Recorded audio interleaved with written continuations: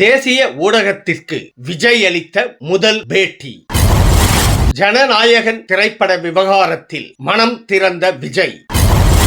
முன்னாள் முதல்வர்கள் கருணாநிதி, எம்ஜிஆர், ஜெயலலிதா தான் தனது ரோல் மாடல். விஜய் பேச்சு. தாமதமாகும் ஜனநாயகன் ரிலீஸ். சாரி கேட்ட விஜய். 3 பக்கமும் முட்டி மோதும் OPS. அன்பு தமிழ் நெஞ்சங்களுக்கு மெர்சல் கெலாட்டாவின் அன்பு வணக்கம். வாங்க இன்றைய காணொளி இதோ.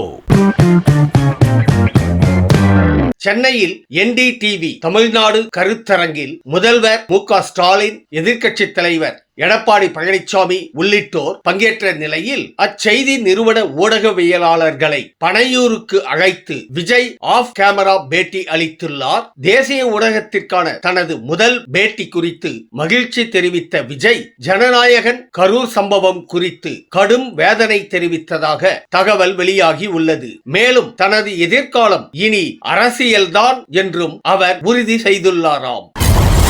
ஜனநாயகன் திரைப்படத்திற்கு சிக்கல்கள் வரும் என தான் முன்பே கணித்ததாக விஜய் மனம் திறந்து பேசியுள்ளார். தனியார் ஊடகத்திற்கு நேர்காணல் அளித்த அவர், பொங்கலுக்கு ரிலீஸ் ஆக இருந்த ஜனநாயகன் திரைப்படத்திற்கு ஏற்பட்ட சிக்கல் வேதனை அளிப்பதாகவும் தயாரிப்பாளருக்காக வருத்தப்படுவதாகவும் முதல் முறையாக பேசியுள்ளார். இந்த பட விவகாரத்தில் விஜய் ஏன் மௌனியாக இருக்கிறார் என பலரும் விமர்சனம் செய்து வந்தது குறிப்பிடத்தக்கது.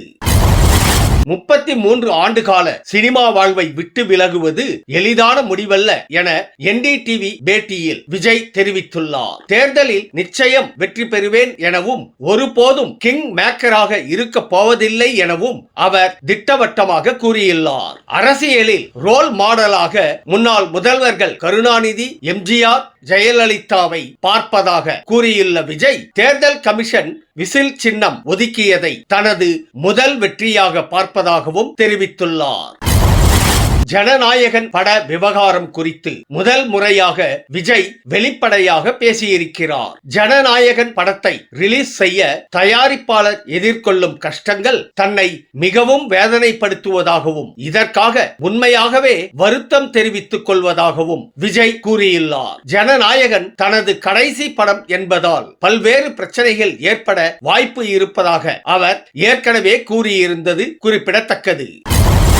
தனது ஆதரவாளர்கள் பலரும் ஒவ்வொரு கட்சியில் தஞ்சம் அடைந்துவிட்ட நிலையில் OPS தற்போது புதிய ரூட்டை பிடித்துள்ளார். திமுகவிடம் தான் கை காட்டும் 5 பேருக்கு சீட் கொடுங்க என்றும், தாவேகாவிடம் எனக்கு கட்சி பொறுப்பை தாண்டி பெரிய இடம் வேண்டும் என்றும் கேட்டுள்ளாராம். இது போக NDA பக்கம் சாய்ந்த TTVயிடம் 3 பேருக்கு மட்டும் சீட்டு கொடுங்க, நாங்க குக்கர் சின்னத்திலேயே நிற்கிறோம் என்று தகவல் கொடுத்துள்ளாராம் OPS.